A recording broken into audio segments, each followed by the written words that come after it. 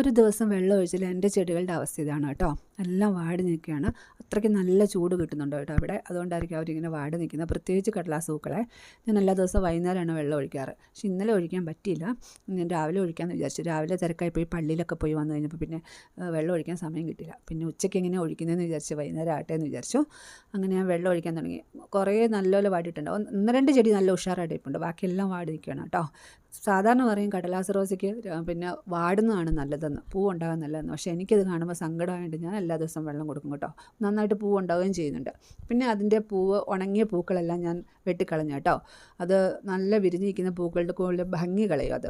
അതുകൊണ്ട് ഞാനത് വെട്ടിക്കളഞ്ഞു. കുറേ ഉണ്ട്, പ്രത്യേകിച്ച് കട്ട പൂക്കളിലാണ് അതുപോലെയുള്ള കേട്ടോ, വൈറ്റും റോസും. അതെല്ലാം രണ്ടും ഇങ്ങനെ കുറേ കരിഞ്ഞ പൂക്കളുണ്ടായിരുന്നു. അതെല്ലാം വെട്ടി ഞാൻ അതിൻ്റെ ചുവട്ടിൽ തന്നെ ഇട്ടു കേട്ടോ. കാരണം അത് അതിൻ്റെ ചുവട്ടിൽ തന്നെ ഇടുന്ന അതിന് തണുപ്പ് കിട്ടുമല്ലോ. അതുകൊണ്ട് അതിൻ്റെ ചുവട്ടിൽ തന്നെ അതെല്ലാം വെട്ടിയിട്ടു. അതെല്ലാം കഴിഞ്ഞിട്ട് ഞാൻ വെള്ളമൊഴിയും കഴിഞ്ഞിട്ട് എനിക്കൊരു വഴുതനയുടെ തൈ വെച്ചിട്ടുണ്ടായിരുന്നു. അതിൽ കായായി, വയലറ്റ് വഴുതനയാണ്, കായായി വിരിഞ്ഞു വന്നപ്പോൾ തന്നെ 2 വിട്ടിൽ വന്ന് അത് മുഴുവൻ മാന്തി അതിങ്ങനെ ചിരണ്ടി വെച്ചേക്കുന്നു. ഞാൻ രണ്ടിനും ഓടിച്ചു വിട്ടു കേട്ടോ. അല്ലേ അതെനിക്ക്